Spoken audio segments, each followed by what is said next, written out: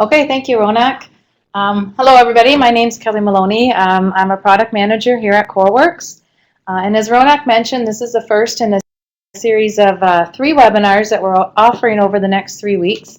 The first one, we're going to focus on interface management basics. So really getting back to the basics of interface management. We'll talk a little bit about, a definition of interface management, look at the project challenges that are facing capital projects today, talk about some of the project characteristics really driving the need for interface management. With session 2, we're going to talk about planning, so preparing and planning for your interface management program. And that's really going to build on what we talk about today. And session 3 is interface management implementation. So once you've got your plan in place and you're prepared, you're ready to go, how do you implement this on your project? Kind of what are your next steps? How do you get people motivated? How do you actually get the program up and running? So just to quickly go over the agenda, we're going to have a definition of interface management. As I mentioned, we'll talk about some of the challenges that are facing projects today. Talk about the project characteristics that are really driving the need for interface management. And they're kind of one and the same. So the challenges that projects are facing are really those that are the project characteristics that are driving the need for interface management. We're going to talk about some of the common tools that are used today to manage project interfaces. We'll take a look at how they work, what's kind of the pros and cons of each of these tools. What we've seen are the good things or the benefits of some of the tools and where they fall down or fall short in other areas. We'll also talk about the project life cycle and when does it make most sense to start your interface management program. And if you're already in construction, is it too late? So we'll have a discussion on that as well. And then lastly, we'll talk about what I think are the 3 critical success factors to implementing a successful interface management program. And really the following 2 weeks are going to build on those. So we'll talk about what it is you need to build a successful interface management program. And then in weeks 2 and 3, we'll look at planning and preparing for that, and then finally implementing that program. And as Ronak mentioned, I'm going to save some time at the end of the session for some Q&A. Feel free at any time to ask your questions in the chat room that Ronak has provided. And I encourage group discussion, so if you have any comments or anything that you'd like to add, please do so in the group discussion area. So a little bit about CoreWorks. We are a software company, and we build solutions for organizations that manage large capital projects. Using our software, companies improve their project execution by providing their project team with the tools that they need to manage project information, exchange data, and collaborate. We've got a lot of projects around the world and a lot of experience in the oil and gas, mining, and power industries. We've worked with really some of the largest owner-operators and EPCs in the world, and currently have approximately around 600 projects running on the CoreWorks application today.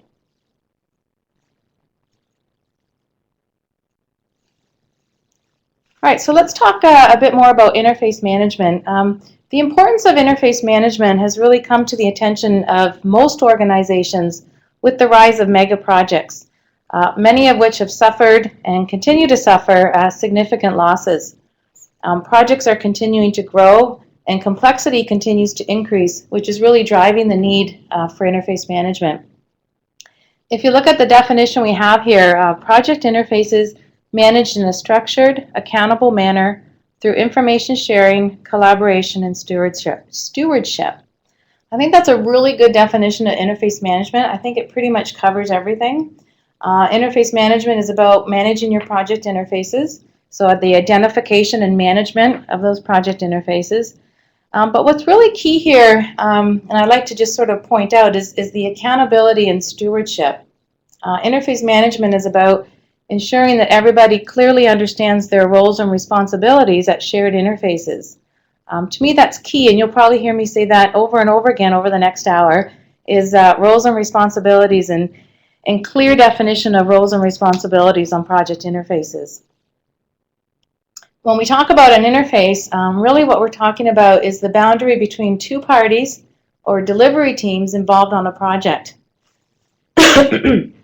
It's the point where the responsibility for a physical system or a connection point transfers from one party to another party. I'm sure you've all heard of the different types of interfaces that we see managed on a project.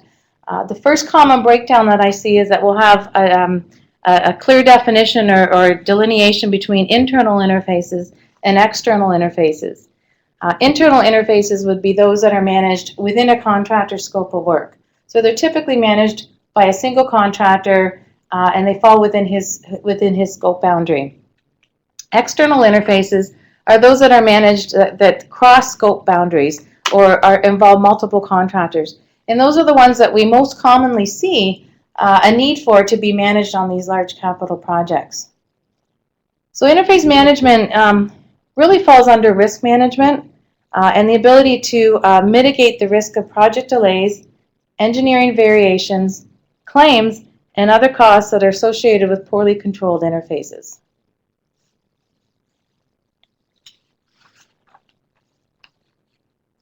So organizations are facing many challenges which are really contributing to poor project performance. A major factor is a huge increase in the project size and complexity. Projects are multi-year and multi-billion-dollar in cost, and this significantly increases the need to implement discipline and procedures, specifically around interface management. Larger projects represent larger risk. Larger projects are also going to mean multiple scope packages and multiple EPCs, which represent a lot of additional challenges. When you're talking about multiple scope packages on a project, you're also going to be talking about additional interfaces. So the more scope packages you have, the more interfaces that you'll have to manage and track throughout the project lifecycle. With multiple contractors involved in a project, you also have to plan for and have better communication procedures and policies in place. It's very important that you facilitate that open communication and collaboration among the multiple parties on a project.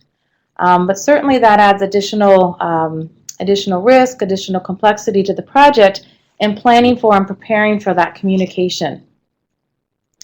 Kind of gone are the days where you have a single contractor responsible for the delivery of a project. You have multiple EPCs involved, and these contractors are also globally dispersed. So you're working in many locations around the world, and you need to take that into account. To be successful, you have to have consistency in data and make sure that these people worldwide understand what information that you're trying to communicate, what information you're sharing. Basically, you need to ensure that they're kind of talking the same talk and there's consistency across not only the contractors but the multiple scope packages that you're managing. In addition, there's going to be a lot more documents and information that have to be shared and handled. So larger projects represent larger risk, represent larger scope packages and multiple scope package, and all of that leads to more documents and more information that have to be shared. So here the challenges really are is ensuring that those documents are shared with the right people, that you have the right people involved in the communication, and that the right people are kept informed. Projects also have to take into account a lot of logistical and regulatory requirements. So you're often working in different countries around the world, so you have to understand and take into account the regulatory requirements of those countries. So again, that adds a lot of additional complexity and risk to your project. So we talked a little bit about how projects over the past decade or so have had poor performance with regards to cost and schedule. So to manage this risk, projects are really looking at new technologies. They're looking at new ways to structure their project, and they're also looking at new delivery methods.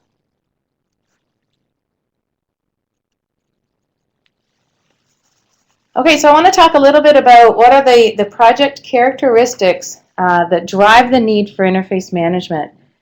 So how do you know if your project needs to have an interface management solution in place? So the first thing we want to talk about is the complexity of the project. So are you dealing with new technology? Are you working in remote or hard to develop areas?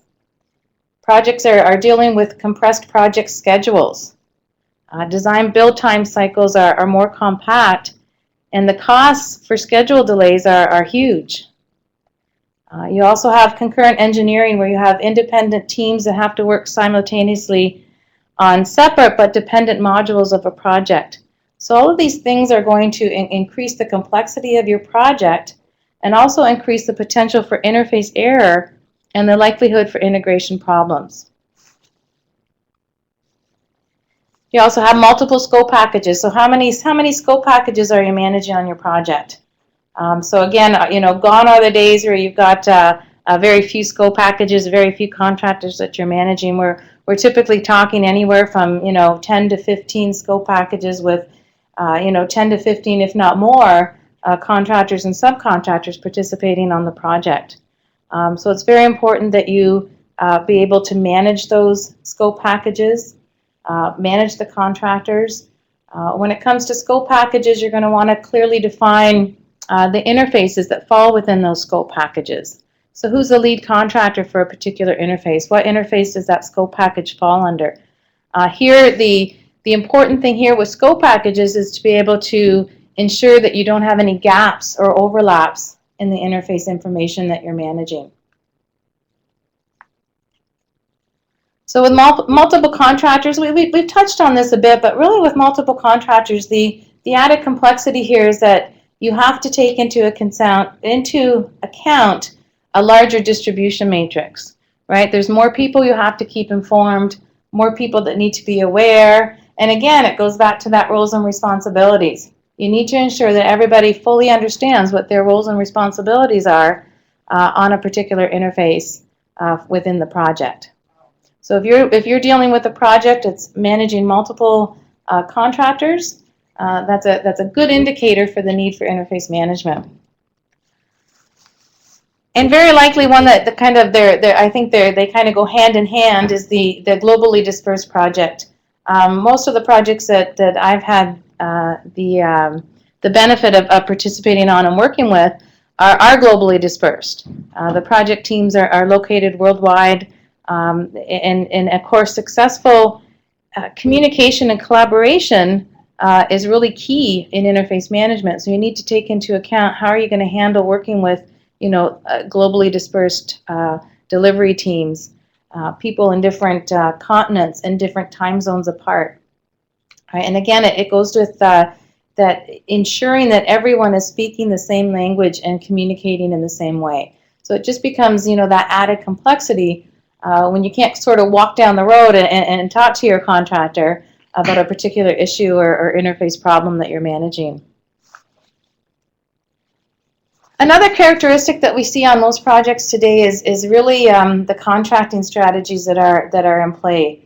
You'll have lump sum, you'll have reimbursable contracts, you may have a mix.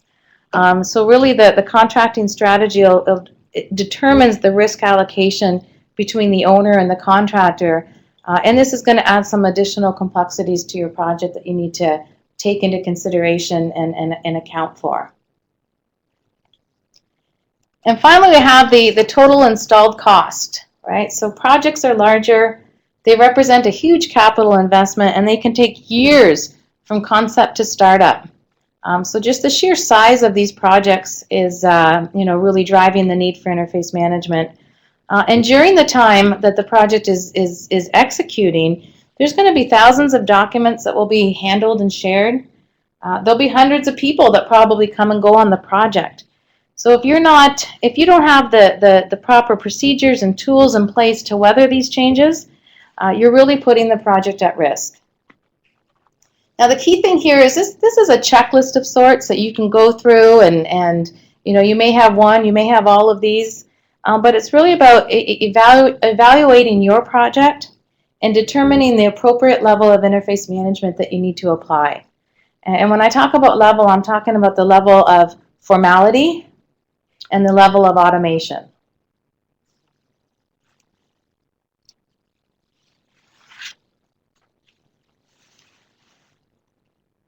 Another thing that projects need to really take into consideration is this balancing act, right? You're managing a project, you're in project execution, or you're planning for your project. And it's about balancing a set of related but often conflicting needs. All right, so, and this, I don't think this applies just to interface management. It probably applies to lots of project management disciplines. But when we're talking about interface management in particular, we're talking about the need to have, to be centralized, to have that central repository of information, that one-stop shop where people can go to make sure they're looking at the most up-to-date, accurate information. But you also have to balance that with that need for global operations, right? So you got to consider that, you know, you're working in different countries, you're working in different time zones, and how are you going to balance that? You want transparency, and this is very important to interface management. You want to encourage that openness and communication and accountability, but you still need to take into account that you may have confidentiality considerations that have to be taken under consideration. So you may have, you know, a contractor with proprietary technology or information that you need to be able to ensure that it remains confidential. So while you want that transparency and openness, you're also going to have situations where you may need to take under consideration confidentiality requirements. All organizations and all projects want to have that standard practice. So you want to standardize across your projects. You want to implement best practices, and certainly you want to learn and gain from lessons learned through experience and you know, continued project performance or improvement in project performance. But we all know that every project's unique, so you certainly have to account for that and be able to deviate from your standards when it makes sense and where it makes sense to meet a unique project's needs. And lastly, there we have our contractual commitments. So certainly the contract is important, and you have to take that into account, and you have commitments there. But when we're talking about interfaces and interface issues and interface queries, we're often dealing with issues or details that are well below those defined in the contract.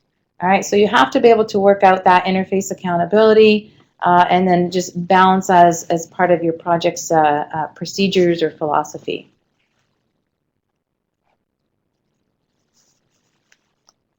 So with a well-implemented, successful interface management program, there's going to be lots of benefits.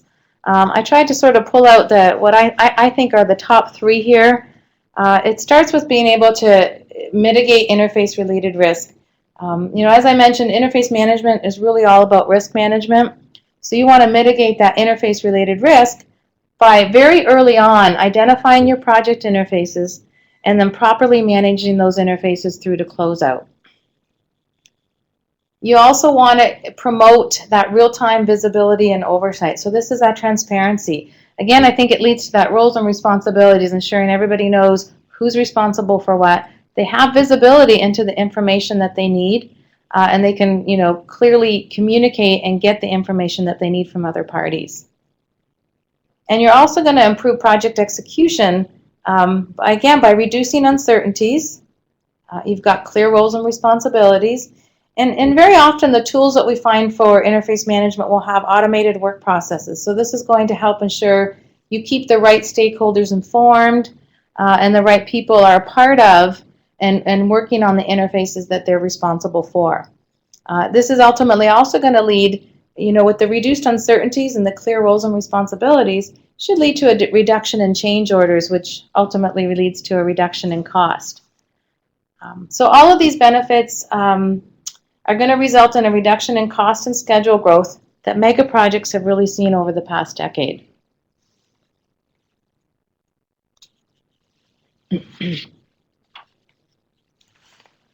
All right, so let's talk a little bit about some of the current methods that projects are using today for interface management. I try to pull out some of the ones that we most commonly see. These are not in any particular order here, but we'll start with email. So email is, you know, certainly a great system. You know, we don't know what we'd ever do without our email nowadays, but it's very disconnected and insecure. And what I mean by disconnected is that it's really left up to the end user to, you know, initiate the request, ensure that they put, you know, the right information in the request, and that the to and the copy fields contain the right people. So how do I know who I'm communicating with, who this interface query should be directed to? Do I have the right information in my email? Am I giving him enough information to be able to respond accurately? Did I think about all the other stakeholders or people that should be kept informed about any changes to this particular interface or the interface query that I'm submitting? So there's not a whole lot of collaborativeness with regards to email. And very often people find that it results in more cycles, right? So you've got an interface, I'll call it an interface query that's submitted via an email, and more than likely you've got one of two things. Either all the people that should be informed are not informed, or the party has not provided all of the information that should be provided. So that request will come back, and you'll have many cycles until you finally get the complete information, both on the request that's going out and the response that's being returned. I was talking to a project recently, and the interface manager on that project compared it to, she called it a nightmare. They were basically trying to manage their interfaces through email. They had some standards and guidelines in place where, you know, the interface number had to be in the subject line of the email. But she said it really was just a nightmare because most people would forget to do that. You know, the information was not being sent to the right people, so it was really, you know, very difficult to manage. So we kind of crossed that off our list as a very good means of doing interface management on your project. The second item I added there is FTP. Now, I'm not sure how often this is being used actually for interface management, but I did see it in a document when I was doing some research, and I thought it was interesting, so I added it to the list.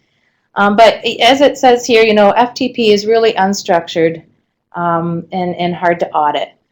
So really, if you're using an FTP site to manage your project interfaces, chances are you're having people submit their documents to your FTP site. The interface manager on the project team is probably merging that information and making it available to all. And chances are that by the time that information is merged and made available, you're probably working with old and outdated information. Not to mention that you can't really do any kind of audit trails with using an FTP site. Really all you have is when the document was formally submitted, but you don't have that ability to audit the request, the query, the response, you know, how many times did this cycle, was it responded to on time or was it overdue? So you can't track and audit that very key information that you need when doing interface management. So we'll cross that one off our list as a preferred method of interface management. Probably the most commonly used method for interface management today is the Excel spreadsheet. And Excel is a fantastic tool. I've seen some people, you know, do some wonderful things with Excel. So there's a lot of real experts out there. It is a great tool, and it's probably a great tool to manage maybe smaller projects with a smaller set of scope packages, a smaller set of contractors. So it's maybe a good tool for that. But when you're talking about mega projects and larger volumes of interfaces, it really becomes difficult to maintain that.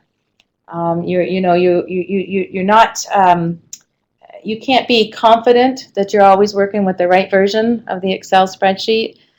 Do I have the most up-to-date information? Do I have visibility? Where is this Excel sheet stored? How do I get it updated? So it's really not a collaborative tool to be able to support, you know, multiple parties communicating and sharing information.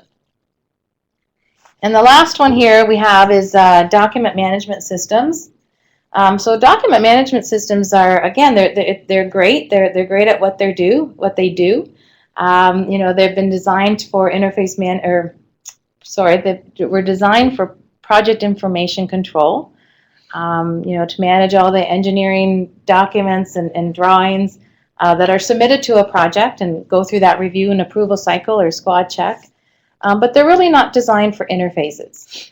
So they're not, again, they really don't provide that collaborative environment, and again, they weren't designed for interface management.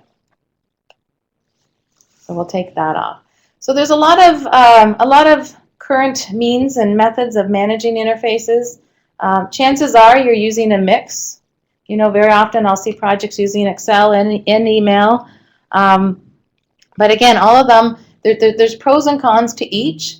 And I think if we go back to talking about as I mentioned, with the project characteristics that are driving the need for interface management, you need to evaluate your project and what works best. Same thing applies with tools. Based on your project and your checklist, what method is going to work best for you.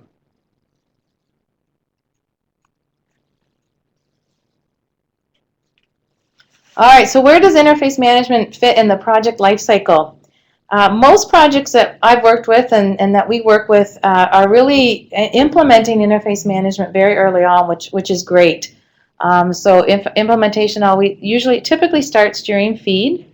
It's used as a pre-planning tool where interfaces are identified along with scope delineation and definition. So you're defining your scope packages, and at the same time you're defining the interfaces that fall within those scope packages. So this early identification is great. It's going to be able to very early on identify potential high-risk areas, and then also help to ensure that you don't have those gaps or overlaps in the project interfaces that you're managing. Contractor scope of work, so you're going to have a better understanding early on of what those scope of works includes. And again, that's going to lead to better decisions and better planning early on. We recommend then that interface management, start early and continue right through all project phases, from initial site surveys through to commissioning and operations. During design, interface management is used for the coordination of technical information to prevent clashes in design.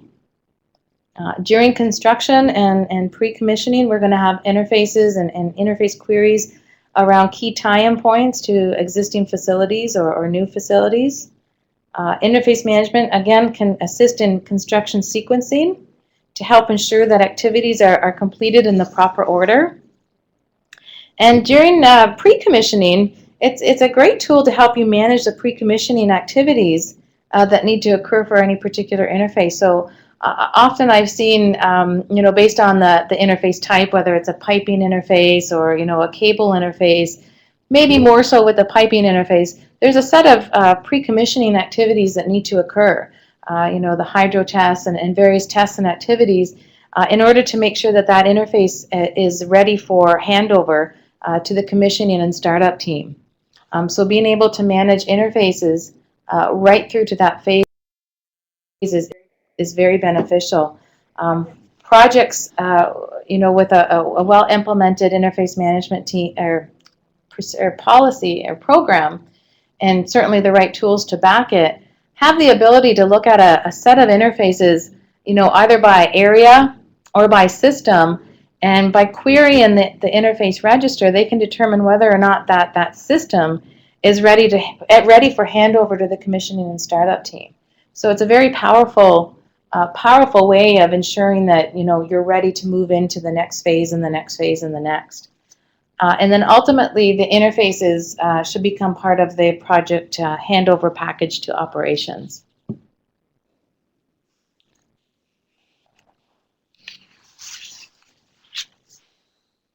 All right, so I want to talk a little bit about the three key components that build a solid interface management program. The first is the business process. In my mind, this is the creation of what we call the interface management master plan. Most people have one. I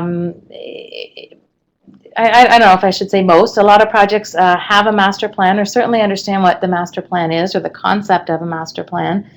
But basically it covers the roles and responsibilities and overall sort of policies and procedures of how interface management will be managed for your project. All right, so we're going to dive in just a minute into a bit more detail on the interface management master plan. Second is the people. This is very important to interface management and covers things such as ensuring that you have the right people in the right positions, that you've got your people all aligned. They understand the master plan, they're on board, they know what their roles and responsibilities are, and also about facilitating that communication and collaboration. So you've got the people, and now you need to provide them with the ability to communicate and collaborate on those interfaces that you define during the feed stage of your project. And finally, it's about providing them with the right tools. So we just, went over the tools, some of the existing tools that are used today to manage interfaces. There's pros and cons to all the tools that are out there. Every project will have a document management system. It's a given for project execution. Every project will have cost systems in place to manage costs. Every project will also have a scheduling tool. So you want to be able to manage your schedule. Every tool or every project should also have an interface management tool. And what that tool is really going to be determined by your needs, by your project needs, and the various factors that we talked about, location, scope, size, all of those things will come into play when determining what level a tool set you need to do interface management. And ideally, your solution for your project execution offers the project team an integrated or some level of integration between those tool sets. So your document management system, your cost system, your scheduling system, and your interface management system.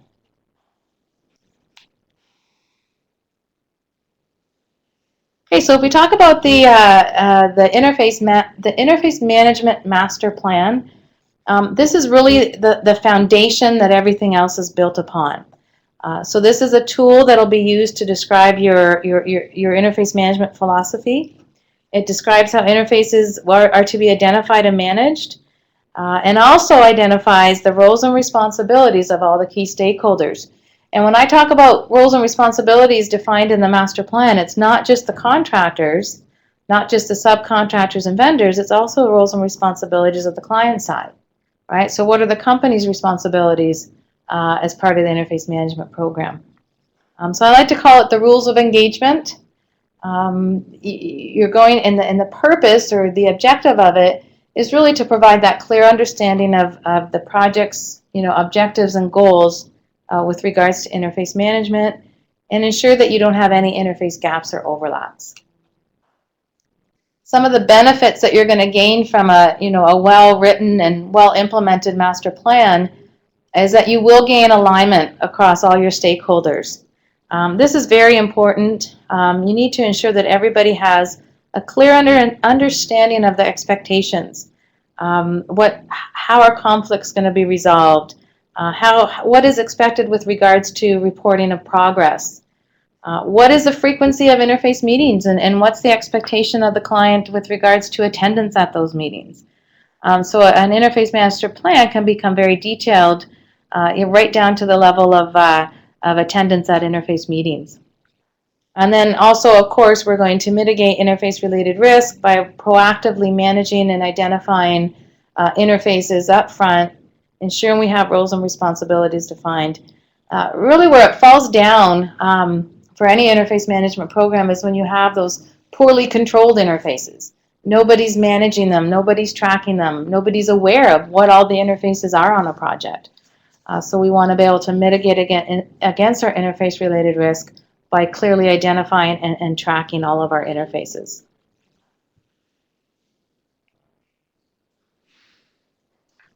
So a little bit more on the people. Again, it comes down to ensuring that you have the right people in the right positions. So you want the right people fulfilling the right roles. You'll have, engineers, project managers, interface managers. Really, it's a varied skill set that's required to support the program. The second key factor really hinges on identification of all key stakeholders as well. You need to make sure that you've got everybody's recognized and everybody's kept informed. So building that interface matrix or distribution matrix to support that identification and communication to all key stakeholders is an upfront activity that's completed and very, very key to the success of the program. You want to promote and regulate communication across the people or the stakeholders on your project. Again, that comes down to making sure they understand what should be communicated, how to communicate, and when to communicate. And that is done by really starting with a common framework and ensuring a common and consistent platform that all parties involved in the project can communicate. And then lastly, we have alignment. And this is, again, about ensuring that everyone's on board and everybody understands their role in the project. You need to know who's got ultimate responsibility for an interface, who they're interfacing with. But you also need to take into account, the cultural differences. Your delivery teams will be in different geographical areas and working under different languages and different attitudes and different beliefs. So alignment becomes very important in those situations. It's basically your working environment for your project.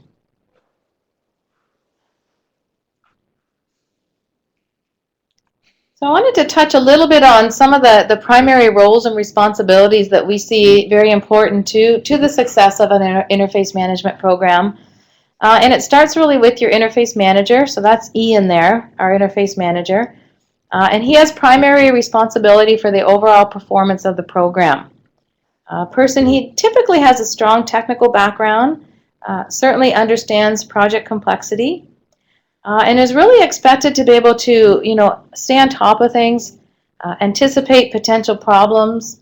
Is going to communicate across all stakeholders, both up and down the organization.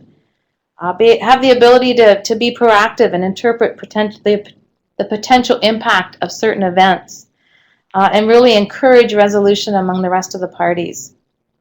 So the interface manager, if we go through the list there, he's going to be key in the definition and creation of the interface management master plan. So if one does not exist, he will be key in the creation of that. He will be responsible for managing the interface register. So whether this is an online register or an Excel-based register, this individual will be responsible for managing that. He will liaise with the project manager and the lead engineers that are supporting him in this initiative. He'll be responsible for reporting back progress, more likely than not to the project manager, and basically facilitates the interface management role. So he's really the champion, and promotes the program and continues to communicate the benefits and success of that program, to the project manager and to the project team. The second guy we have there is the project manager. He doesn't actually play a direct role in the interface management program, although he's certainly kept informed. So he does have overall responsibility for monitoring performance across his scope packages. That certainly involves project interfaces, but he needs to really rely on his interface manager to keep him informed and to keep him aware of any potential issues across those scope packages. The project manager, before the role of interface manager was really, recognized in projects, it was probably the project manager who more than likely managed this. And in a mega project, it just becomes, overwhelming and too much additional work to take on to be able to manage the project interfaces. The interface manager is going to be responsible for reporting summary data to his stakeholders. So again, he will rely on his interface manager to provide him that information. He also acts as an observer in the system. So he will have the ability, if he chooses to come in, generate reports, query the interface register, just basically get an overall picture of the progress of the project as it relates to project interfaces. And certainly the project manager is responsible for controlling risk to scope, cost, and schedule for his project. James, there we have a bunch of project engineers that'll be participating on the project. James is one of our project engineers, and he's there to help the interface manager. So depending on the skill set of the interface manager, depending on the size of the project and the number of interfaces that are being managed, more likely than not, Ian, our interface manager, will have a team of project engineers that are backing him and supporting him. I feel that that's very important. So these project engineers will assist and respond. They'll review and approve stuff, and also they'll be responsible, in conjunction with the interface manager, to identify and qualify risk. So they're kind of a supporting team that supports the interface manager. And we have Angela. Angela is our contractor, so we'll have many Angelas on our project. And on Angela's side of the fence, she will actually It's also recommended that she have a team of project engineers that are going to back her as well. So Angela is an interface coordinator or interface manager. I see the term used, it's some projects use the term interface coordinator, some use interface manager. So Angela will be the interface coordinator on behalf of a scope package or on behalf of a contractor. She will be managing the interfaces that fall under her scope package. And as a result of that, she'll be developing and submitting interface agreements or queries into the system in order to get information from other contractors. Angela will also be responsible to respond to requests that come in from others. So she'll be initiating requests and responding to requests. She'll ask questions, she'll attend meetings, and she'll also report progress both back to her management team as well as to the interface manager on the project side. Okay, so there's a lot of roles that play a part in the interface management program. Again, this information should be captured in your interface management master plan. It's very responsible that these primary roles and responsibilities are clearly defined. The expectations of the client or the company is clear. Like, do you require that every contractor have an interface manager to support the program? Right? Is that part of the contract? It often comes up too as to what the skill set is for an interface manager. Does that person need to be an engineer, or should that person have more of a project management background? I believe that it's very important that, as an interface manager, to have the skills to organize, manage, and motivate. They certainly have to have an understanding of project complexity and a technical background. But what I think is important is that more important than that individual being an engineer is that he have a strong team backing him. So he needs to have the support and guidance of an engineering team that he can rely on. For those of you that are part of the Interface Management LinkedIn group, there is a discussion on there on just this topic. And someone said in the group that, and I quote, "You need someone who understands the basics of project management, but yet has the ability to think at a systems level technically." So I think that describes it very well. I think the role requires a balance of engineering know-how and project management, and they have to have the ability to, escalate and inform people when needed. All right. I think also the skill set or the level of technical knowledge is also going to be determined based on the project. So is your project, a complex project with new technology? Or is it a project that's been done, many times before? Those are things that you'll want to take into consideration when you're determining, the skill set for your interface manager. One thing you do want to avoid is the accidental interface manager, right? Where it's kind of an afterthought and somebody gets assigned into that role, kind of late in the game.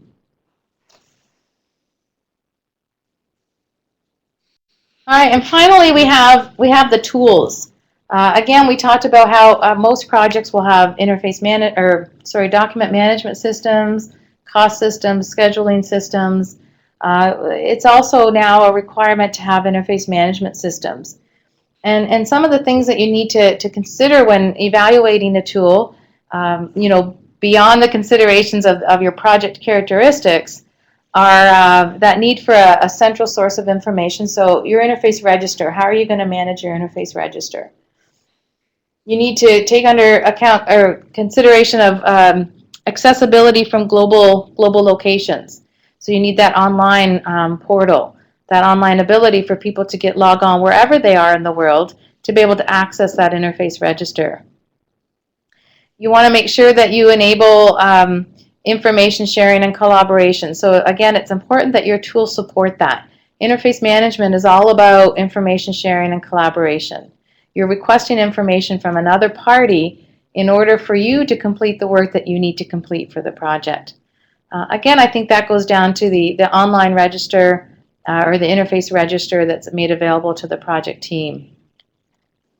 We talked about best practices and implementing, a standard practice on your project. So what are your rules and processes with regards to interface management? So this would be the forms and the automated workflow that you put in place. Where forms shine over email is that if you have an electronic form with an automated work process, the form can guide people in completing the information. So you can help, further improve the chances of the right information being captured on the form. And then certainly with the automated process or the automated workflow, you're going to ensure that the right people are informed. The roles and responsibilities, again, that comes down to the forms and the automated workflow that you have available to your project team. You define your project interfaces, and as part of that, you should be defining, who's the lead, who's the interfacing party. Are there any other stakeholders who need to be kept informed? Is there a shared system lead, right? Does this interface involve a shared system, or we better keep the shared system guy informed of what's going on? All right, so there's a lot of thought and consideration that goes into defining the roles and responsibilities. Alerts and notifications. All right, so if something's going off track, how soon do you want to communicate that information, and who do you want to communicate it to? So if you have interface queries that have been identified in the system, but they're not getting a response, you're potentially at risk of a schedule delay. Certainly some change orders, right? If I'm not getting the information I need to proceed, that's going to cause me a delay, which is going to cost the project some costs. All right, so you want to make sure that you have escalation and notification considerations and available in the tools that you implement. You want to keep the team and the project manager aware of progress and status. So a lot of tools nowadays can offer, dashboards and reports that provide project managers and interface managers with kind of an at-a-glance view of the project. So you can quickly see on a work package by work package basis, the progress of each of those scope packages. And then lastly, you want to be able to identify your high-risk interfaces. This can be done during planning, but can also be done throughout the project. A high-risk interface may be, considered high risk for detailed design and not high risk for construction, or vice versa. So the risk level of an interface can change throughout the project. But what is important is to be able to tie that or integrate with your scheduling system. Some projects, I was talking with a project last week that will be managing 4,000 interfaces. So 4,000 interfaces, I can't quite remember the scope package, but 4,000 interfaces, and certainly it does not make sense to try to integrate and implement 4,000 interfaces into your schedule. But what does make sense is try to identify those high-risk interfaces. Maybe they're associated to long lead items, or they have lots of interdependencies amongst other interfaces. So there's characteristics of an interface that can make it a high-risk interface. But those are the ones that you typically want to integrate into your project schedule so that you can keep alignment of the project schedule and the interface management system and the activities that you're tracking there. And the added benefit of that is if you do identify any misalignment, that information is escalated and highlighted up to your interface manager, who can then take the necessary steps to mitigate that.